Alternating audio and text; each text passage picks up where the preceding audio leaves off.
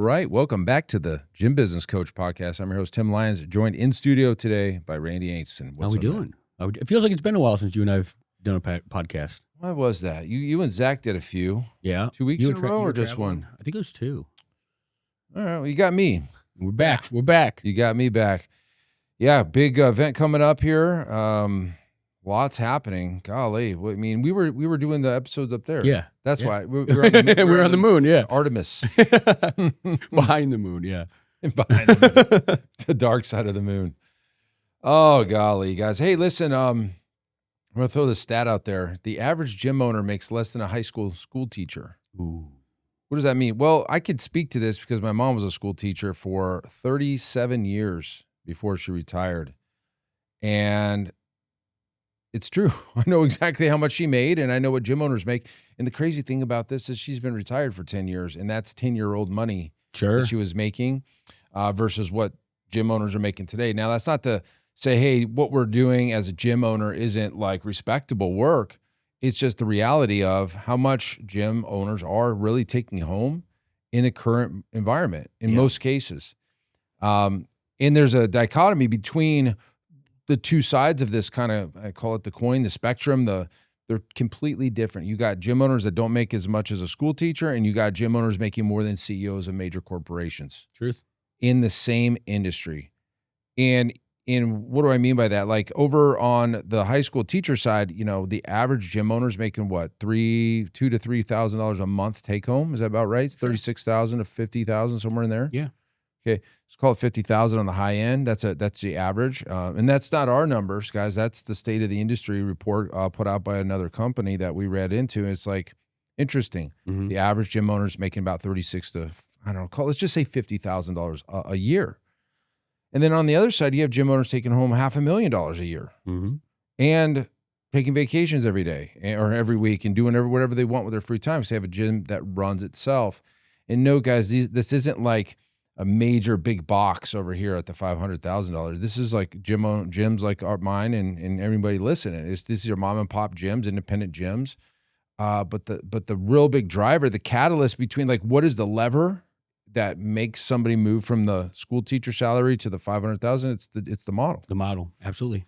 And we can't stress this enough. A lot of the times a gym owner or these alpha gym owners like, hey, I'm just going to work harder. I'm just going to do more work to make it happen because, you know, if I just work harder, I will make more money at the end of the day. And, you know, 9 times out of 10, that could be right in some industries. The more product, the more widgets you create, the harder you work, the more time that you put in, the more dishes you serve, the more, you know, that, you know, sometimes leads to more revenue. But in the situation where you've got a bad model, it doesn't matter how hard you work. You're just going to make X. Yeah. And that X will never grow. And the most ironic thing about this is most owners that got in this industry would say, hey, you know what? I'm going to open a gym. My earnings uncapped. I can do whatever I want and it'll just make as much as I can possibly imagine.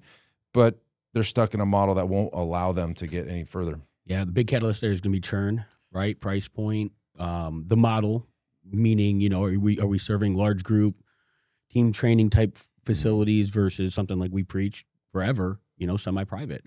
Mm-hmm. You know, right out of the gate, on a high end, you might have a client worth, I'd say probably $2.25 would be really stretching it for a large group. $225 a month? Yeah, probably that's good money for a large group training model, and that's probably, you know, your A markets in LA, or Chicago, and New York, you know, like that's it doesn't happen in middle America, you know what I mean, to be able to charge that for a large group. And then on the other end of the spectrum, you know, if you compare a semi-private model in those areas, you're probably well over $500 a month per client. So just from a sheer number, the client's worth much more.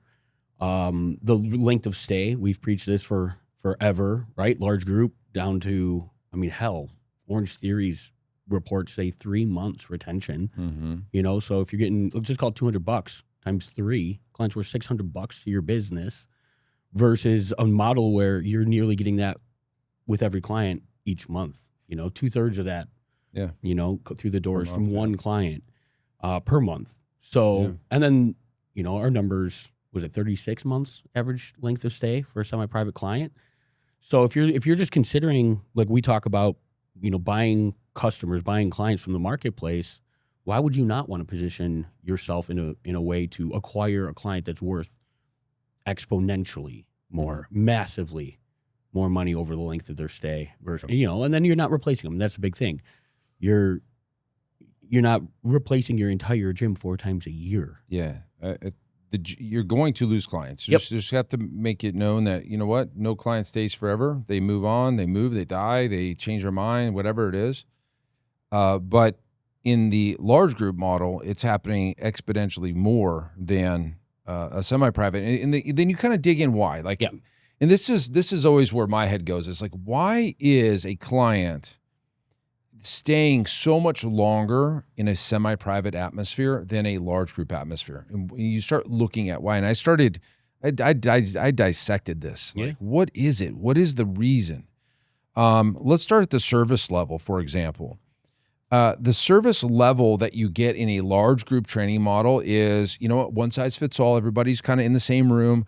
If you're not in great shape, you kind of hide in the back and you kind of like mail it in type of thing. Sure. Yeah. And guys, this isn't me making this up. This is what we ran for many years in the very early days. I watched it happen. I would watch people, like, hey, everybody's got 10 reps and this guy's done in like 10 seconds. Like, you did like 5 reps, half rep. Yeah. Everybody else is busting their ass. So it's this weird kind of like one size fits all, kind of fade into the background. Don't work as hard as everybody else if you can, because we're all just trying to get through this together. There's no accountability if you don't show up. There's no customization. There's no appointments. Like, at least in our world, it was a class you signed up for. If you came, cool. If you didn't, cool. It didn't matter. And so like that's that large group training model side. And you start looking at, okay, well, what's the price point? Okay. At the average is around 159 to 179. You said 225. That's the high end. Like, let's just say $200, right?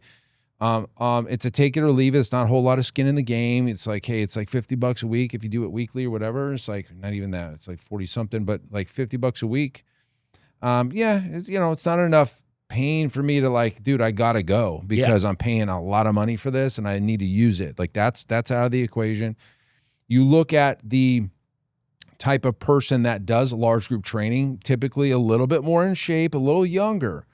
They don't have a lot of like need for customization because they don't have like a knee replacement, hip replacement, stuff like that, because they couldn't work out in that environment without the customization anyway. So like you're just seeing kind of like more in shape, younger, kind of like, a little bit more hardcore type of client, mostly a fat loss client in that room, and high energy. And so you see like, okay, well, cool. That's awesome. Like, why don't those people stay? Well, the reason those people don't stay, there's like probably 5 things, but like number 1, you can get that flavor of exercise any place in town. Yeah. Okay. You can go to the big box gym and get that large group X dynamic where everybody's kind of going up and doing sprints and all that stuff. Like there's nothing special about your large group training, metabolic conditioning with the music. Like it's just not that. Okay. So that's the first thing. And even with that, I mean, if you think about a membership to a big box gym, I mean, I pay about $40 something a month. All of those classes are included. There's no additional cost. Right. You know what I mean? Right. So for $40, I can go do, if I wanted to, I'd go do any of those classes and I have to pay that, right? Yeah. Now you have a training gym that's your deliverable, and you're paying $50 a week on a high end for just that training. You know what I mean? So like when it comes to options for the consumer, there are a lot of it is a low hanging fruit. They can go almost anywhere and get that service for pennies on the dollar. Right. And so it's hard to keep somebody paying more money for something that everybody else is basically giving away. Yeah, that's that flavor of exercise, right? Like that flavor is bunch of bodies in a room getting sweaty and metabolic conditioning, high heart rate, not any customization. But the big takeaway for the client like is variety. You know what I mean? Like they're looking to do something different a little bit all the time. Yep. So whether you are changing your workouts enough for them to stay involved there, if that's not the case, Yeah. Why aren't they looking at Let's hit on that harder. The client values in that environment, the client values variety and change and new workouts and like super new challenges and stuff like that. Okay. If your stuff gets stale, they're going to go outside and look for variety, right? This is also your class pass style person, deal seeker type person, jump in, jump out. There's no buy-in to like, this is my hub. I heard another podcaster that's in the fitness space say this a long time ago, and he said something along the lines of, you cannot expect your clients to have like your service be the only thing that they do. Okay, you cannot expect that. And while he's right for large group training, because that client doesn't want one size fit, they want to jump around, they do yoga, they want to do spin, they want to do like a hike, and they want to come over here and do this large group stuff. And then they'll go to the big box and they'll go do a CrossFit and they'll go travel and all that stuff. For that person, he's right. Yep. He's right. You can't expect that. And so like just to have them for a transactional workout kind of thing, then that's all you're going to get. And that's why those clients don't stick around. Okay. They're paying the least. They stay the least. Also, they lean younger. When I say younger, I'm saying like well under 40. Let's call it 35 years old and younger, 25 to 35. That kind of boot campy style. What are those people doing? They're getting new jobs or getting married. They're trying to find their life. I mean, they're going to buy a new house. They move out of town. And so like for those reasons, those people leave as well. Yeah. It's not just the service, it's who it attracts and the type of person it attracts and the low price point. Like everything says that is the worst possible decision for a gym owner to make, to put that as their core service. I'll add one more in there. It's the delivery of the result, right? Most of it being weight loss. When they hit their goal, that pain is gone. They no longer are seeking, that big driver that got them through the door in the first place. Why would they continue paying for that result that they've already achieved? Now they're thinking about, oh, cool, I've lost the weight. Now I'll just stay active by, hiking a couple times a week. Or how can I save that money and still maintain? They don't necessarily need the trainer. Again, another reason against that model. Now, I'm trying to think about somebody listening to this show right now that is hardcore large group boot camp style class based, and they're probably thinking like, we're wrong, or it's fun to train, or it's easy to train, or my coaches like to train, or my clients love it here. Okay. You're going to have some clients that love it there. And yes, I will give you the fact that it is easier to train. You're not customizing anything. You're not really even coaching a whole lot. You're motivating. Motivating. Yeah. You think about a class, you're on stage. All right, let's go, everybody. Everybody up. Okay. Yeah. Oh, Mrs. Johnson, we're going to push it a little bit today. That's the type of coaching you're doing. Not to say that there aren't great coaches that live in that environment. That is like a 1/10 of the skill set that they could be using. Sure. Okay. And so like while I get it's easy to coach and it's fun to coach, and while it's easy to sell, all for those three reasons isn't good enough because of all of the negatives and the cons that come with large group training. And we're kind of shitting on large group training. We are. Yeah. And it's not because I didn't do large group training. It's literally because I looked at it and I analyzed the type of clients and why are these people leaving so fast when these other people over here are staying so long. This is what I found. This is not like hypothetical. This is literally what I found. And I was like, okay, well, what about the semi-private training clients? What about those people? Well, first off, when we were doing this, they were paying $350 and more. We had a $350, a $450, and a $550 just for reference. And this is a decade ago. Okay. Yeah. We had those three. We were doing $550 for semi-private. We were. And so like, well, Tim, in your area, no, not my area. Like everybody's area could do this. And so just put it to you that way, $350 and over, these clients were staying 36.2 months on average, like the global average. And some are still here, right? So 16, 17, 18 years later. So the question is like, what are those people doing? Who are those people and why are they staying so long? Well, number one, let's go into the service level. Okay, the service level, you go down into like the workouts. Again, be very clear here. Semi-private, the way we teach it, the way we define it, is not small group training where you're doing a large group training model, one size fits all with less people. No, we are not talking about that. We're talking semi-private specifically. And what that means is they have customized programs for them. Each individual person up to 6 people per hour, one coach, custom programming. And when I mean custom, I'm talking hyper custom. And we talk about the programming itself, right? The difference is there. Right. We have a lift cycle, right? And so it's going through our different phases from hypertrophy to power, strength, endurance. We have deload weeks and integration weeks and all these different things that are built into a program for the entire year. And our clients are going through those phases. And they know what those phases are because we put it on the wall and we send out emails and we talk about these different phases of what their workouts are going through. Again, this is not the same as going out like, what do you guys want to do today, and putting a watt on the board or something like that. This is a thought through, customized program. Now, on each person's individual workouts, there's 7 levels of regression or progression that a client in a particular movement pattern will do for that day on that client. The person on the next to him is doing a totally different customized workout for them. And it's like, Tim, well, how can you coach 6 people, customize their workout? Well, we do it through our delivery system, which is, semi-private pro, but that's not what we're talking about here. What we're talking about is the finished product is a custom program. So the clients, that's number one. I believe the clients are paying for that. I agree. Okay. And I know that to be true because I can put 6 people in a small group training session and they'll leave just as fast, in fact, probably faster than the large group training session. So like we need to be real clear here. You're hearing people talking about small group personal training, small group training. Those words to me are the opposite of what I'm talking about here, which is semi-private training, and it's custom. Okay, so that's the service delivery. Now they have an appointment. They don't show they're getting a call. What do you mean? There's accountability on that level. There's no show and late cancel fees, and they know that, right? Mm-hmm. And so now you got there's more buy-in. This isn't just kind of show up if you want to. This is like, we're expecting you here.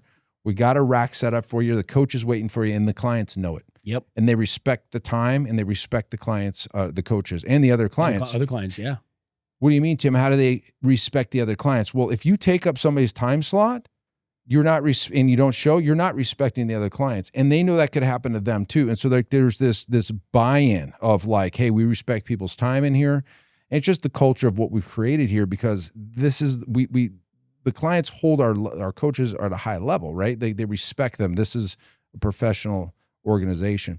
Okay, so that's the delivery system. They're getting held accountable. This is they're got custom programming. It's strength and conditioning. That's another thing that's a difference. Big difference. Metabolic conditioning is a large group. Strength and conditioning is, well, Tim, what's the difference, right? What's the difference? Well, the word strength is the first thing, right? You're building strength in these semi-private training workouts. We're lifting weights, hopefully heavy weights. Whereas in a large group training, it's a lot of body weight. It's everybody picks up the same size kettlebell and swings it for the same amount of time. And it's just like, oh, men do this weight and women do that weight. Yeah. Sure, there's some resistance training, but this isn't customized strength and conditioning. So again, it's the programming itself. It's the customization of the programming. It's the strength component of. Now think about this: weight loss. You want to lose 20 pounds, you get there and you're done. Strength, you can infinitely grow strength over time. Yeah. Okay. So how do we, as a fitness industry, why did we pigeonhole ourselves into something like weight loss where we cannot guarantee an outcome? There's so many things that go against you. In fact, you have like the littlest control over weight loss versus, say, strength. Movement quality, quality of movement, range of motion. We can control that as a fitness industry. We can promise that on marketing, on our consultations. We can promise that.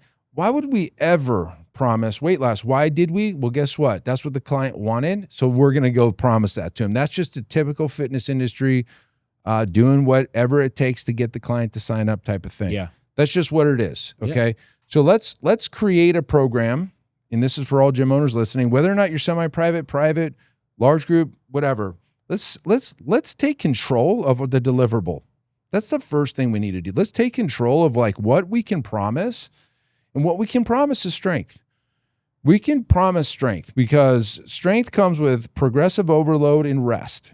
Okay. A little bit of diet in there and Sure. aminos and stuff like that, right? And like some supplements, but like that's a lot easier to control the effort in the gym versus the cake in the mouth with the weight loss, right? Like at 10 p.m. when they're no longer, nowhere near you. Yeah, we could control the environment that they're in right now. Sure, if they sit all day, their range of motion, like stuff like that, or if they hurt themselves doing something stupid, landscaping or something at their house or whatever. Yeah, sure, there's those issues, but like this isn't like willpower type of shit. Yeah. It's like, hey, we overexert ourselves, or my job's keeping me in this position for a long time. Okay, well, let's build some breaks and stuff like that.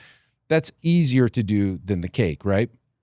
Okay, so then we looked at the human being that was that was buying that semi-private training. Like, why are those people staying longer? Well, if you look at they skew older. Sure. And since we said kind of like under 40 was for the large group, this is over 40. Okay, so what are over 40 people, and I'm one of them, obviously, and you're close, but like, what do they want? Who are they? Well, first off, they're typically a little bit more established. They're married, they have kids, they have a house, career, they kind of in an area. Yeah. So like that moving thing does happen, but it happens for other reasons. It's very interesting. Like our clients will move, but like, hey, we're going to move to Puerto Rico. Okay, yeah. tax shelter friendly country, or it's not even it's the U.S., but like different area. Okay, well they're still moving, but they're not moving for a job and stuff like that. It's pretty interesting. And the rate at which that happened is fractional in comparison. Compared. Right? So these people are a little bit more grounded. Now the other thing is, they're paying a lot more, but they also have a lot more money to spend. Okay.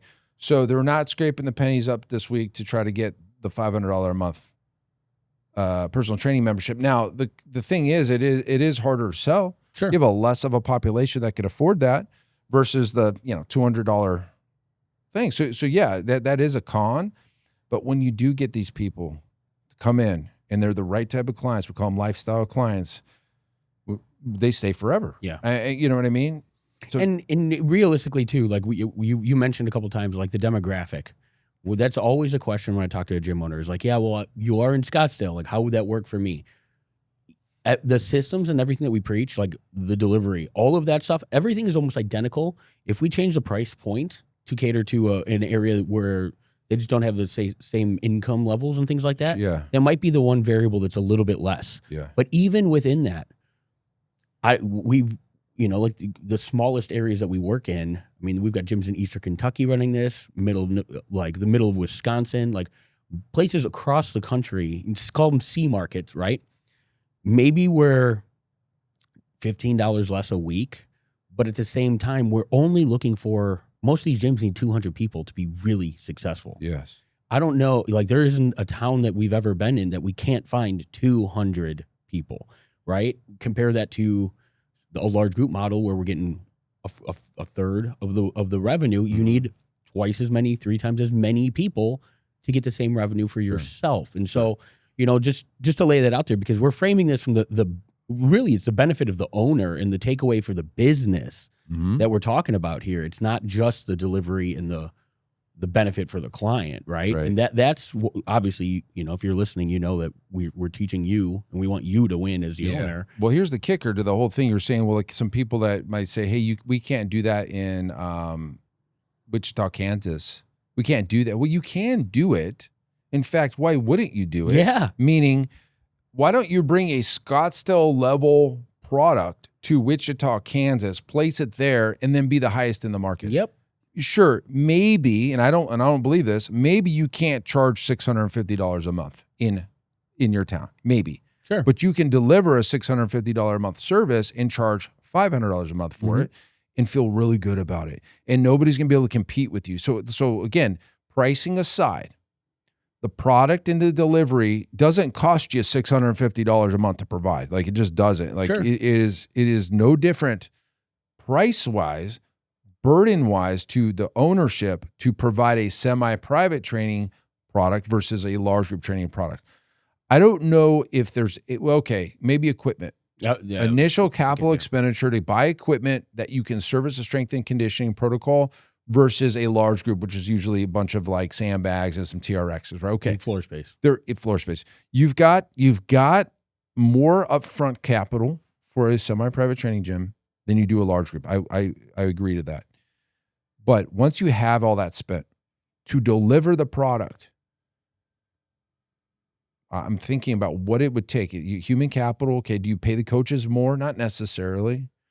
I would say probably less, because from our experience, most gym owners doing large group do a tiered per head per type head. of thing. So their coaches are making more than the gym is for that session quite often. Yeah, I've seen that too. You know what I mean? So maybe even less. So okay, maybe the software, if you're using our software, there's a $400 a month kind of thing one time for that. Like, I don't know. I don't think it costs you any more to provide a semi-private training delivery than it does large groups. So like, okay, so like we're kind of bringing up objections and shooting them down at the same time, because these are conversations you're having Constantly. and like, well, why wouldn't you? Okay, this is an honest question to gym owners listening. Why wouldn't you want to deliver the best product that you believe is possible to your clientele? Unless you don't believe that. If you believe large group training, metabolic conditioning, one size fits all, large group training is the best product to deliver results to your community, then you should not change that if you believe it. If you believe it. But then there's a second question. How do you train? They may train that way. They could. But I know, chances are, year in and year out, if you're in this industry, you're probably throwing some weight on a bar and lifting. Yeah, you're doing strength and conditioning. you and I both know that. Gym owners listening, this is the practice what you preach type of mentality. If you aren't doing large group training yourself in the large group training environment as much as you're expecting your clients, like 4 days a week, then why are you delivering to the clientele? Yeah. Are you saying that what you do is better than what you provide? Or are you just saying I'm too late? I don't know what it is. But like, if you don't train yourself that way, or maybe you say that you have different goals than your clients. They have fat loss and your goal is strength and condition. Maybe. Yeah. But guess what? Your clients, once they get to that weight loss, are going to leave and go find strength and conditioning anyway. So like, you better have that level. So anyways, going back to like the owner benefit of a semi-private training model versus a large group training model. Number one, financially, there is more money to be made in semi-private training than there is in large group training. There just is. Okay.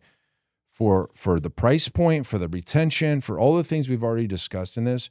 So, okay, there's more money coming in. Okay, now what does that allow you to do as an owner? Well, it allows you to go and give your coaches raises. If they don't make enough, keep them longer. Yep. Give them training.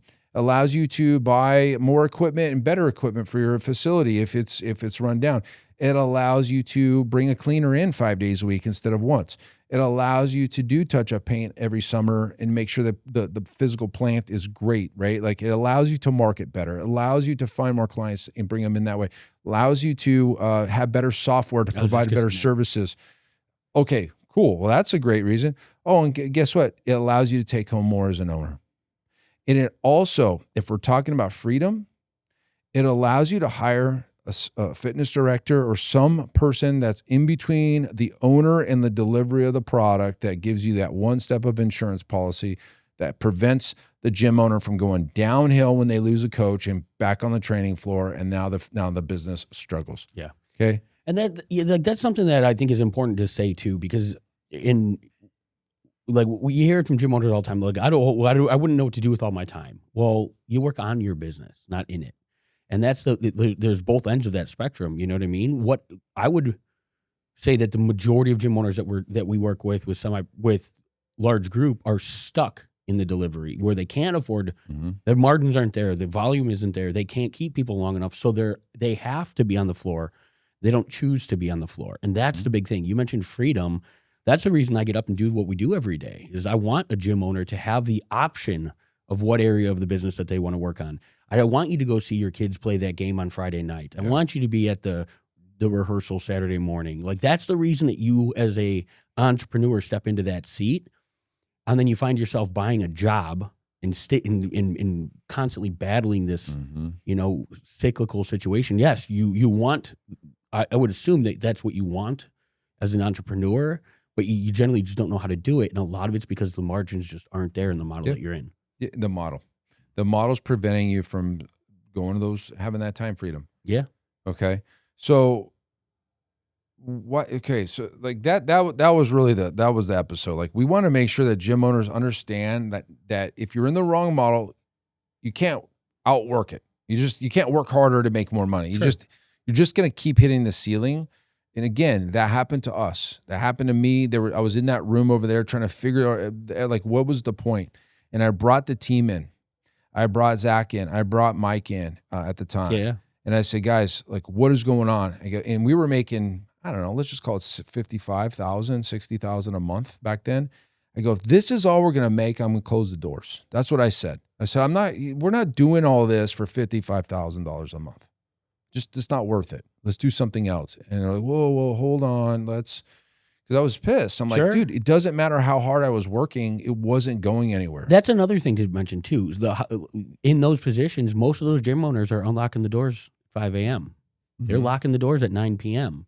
So if you as the owner in that scenario is bringing home 50 grand at the end of the year, compare that to the teacher who's working a corporate standard, fairly 9 to 5. Yeah. A couple months off, they're, or lighter. I don't think teachers get a full summer off anymore type of thing. Yeah. But, like it's not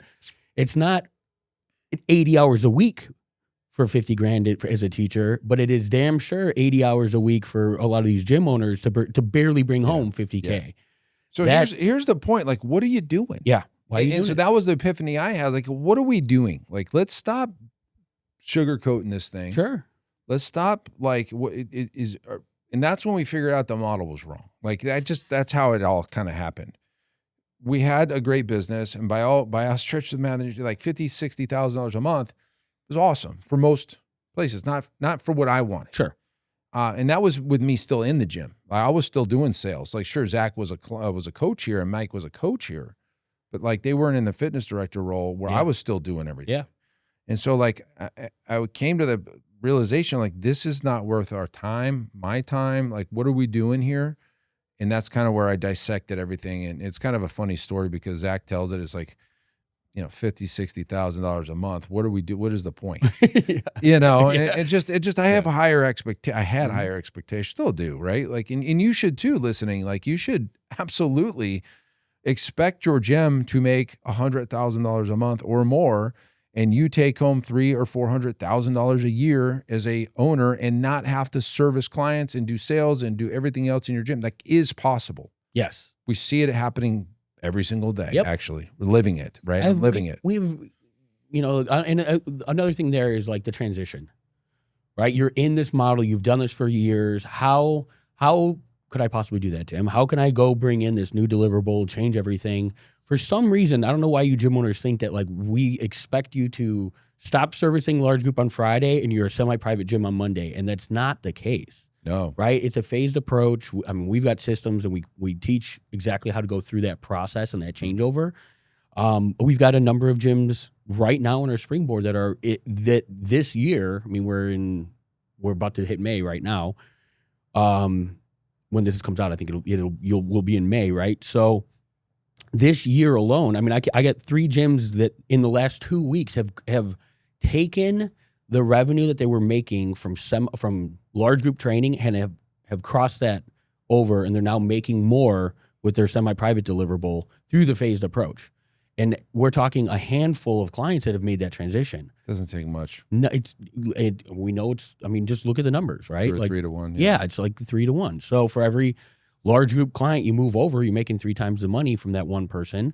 From every new person that you bring into the business, you're making 3 times what you were for that versus putting them into a large group model, right? So the math in getting to those numbers happens a lot faster and a lot, like, easy is a subjective word, but it's not as difficult as gym owners would think it is. Yeah, you have some tough conversations, but at the end of the day, you're doing it for the business and you're doing it for your freedom and you're doing it for your coaches. And you're doing it for the clients too. Absolutely. Just because you're charging more doesn't mean you're hurting the client. It means you're able to give them a better product. And if I mean, I don't think there's any one of us that would agree that a cookie cutter, anybody, large group style program is equivalent to a custom program. It's not the same, right? So the value is apples and oranges, and the client sees that. The client feels that we can back that up with retention, the numbers and things like that. Like, That's the thing is this whole conversation, we've removed the emotional attachment to these decisions, right? At the end of the day, and this is something that we coach with, right? Like I have one-off calls with some of our clients where they're like, they get in their head and they start to second guess some of these things. And I'm like, hey, trust the process.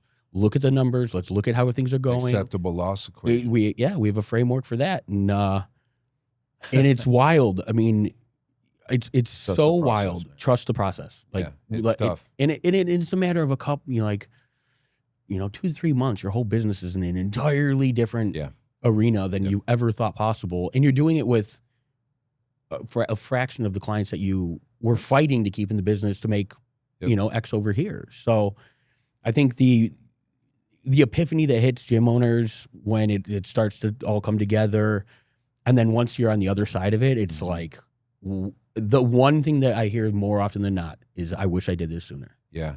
Well, we'll end on this one note. We've got a client right now. They're in Spain. Her whole family, their whole family's in Spain. 2 clients in Spain. Yeah, that's true. Yeah, but this particular client was in our Growth Summit in Chicago. They drank the Kool-Aid. They liked what they heard. They jumped in on board with our Iron Circle. They moved very quickly. Yes. Like probably a little too quick. Yep. And they did make some waves and create some problems for themselves that they just were. They were at a point in their business where they were kind of just sick of like just being in there every day and not much to show for it. They were a very large group oriented athletic training gym, CrossFit centric a little bit in some ways. The funny thing is they had all the equipment you could ever imagine for a semi-private. They just were using it. It wasn't utilized, yeah. Yeah, well, they were using it for large group. Long story short is just had a chat with her today. She's they're well over 107. They're going into like 110 this week. Semi-private training clients. Their goal's 130 at whatever $500 a month. So whatever that math says. And at the peak of their existence, and this is in one line item, they still have their athletic training, stuff like that. Bottom line is, they're not in the gym anymore. They're in Spain. They've got teams in place. They got a better delivery system. They're converting at a higher level. They've got well over their revenue that they were making, and now they're not delivering it. How long are they in Spain for? I think for 3 or 4 months. Yeah, I think it's 90 something days. I think it's pretty crazy. Yeah, like that's alone, freedom. That's 100%. Like that should be the goal of everybody listening here. And again, it doesn't mean you have to. It means you have the option to. And that's the big thing. You want to go train clients tomorrow? Yeah, they can come fly back in and train clients if they wanted to. If they had the itch. They can walk in and, hey, no, take your time off. You know what I mean? Take a day off. We'll go do the work today. Yeah. They have the choice, but they don't have the requirement. And and something else that I know that drives them, that drives a lot of you gym owners, is like they're able to take care of their team. Yeah. So like their director and stuff has unlimited days off. They do whatever, it's just the right, it feels better, I guess, as owners, that you can just allow your team to grow and stuff. Gives them a little bit more of a path.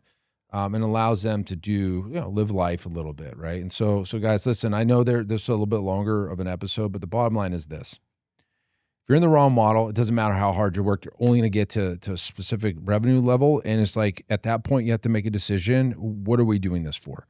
And if what you're doing it for is for the love of the game, then by all means, stay right where you're at. You'll never make any more. You'll always be in your operation. If that's what you want and love, who am I to say change it? Okay. For everybody else that wants more revenue, more time, more freedom, then yes, semi-private is the way. Bottom line, we're not wavering on that. You can't get to the revenue numbers with that little of a clientele. Just the numbers don't math out. So like bottom line is this, guys, if you need help, I mean, obviously if you can come to the Growth Summit, even better. We got a big workshop that talks all about this stuff called the $1 Million Model Mastery. And that's kind of happening on the Thursday afternoon. Love to see you there. fitprogrowsummit.com, and you can check that out. But if not, jump on a call. On a call. We got a springboard program for you. We love working with large group training gyms, CrossFit gyms that want to make this move.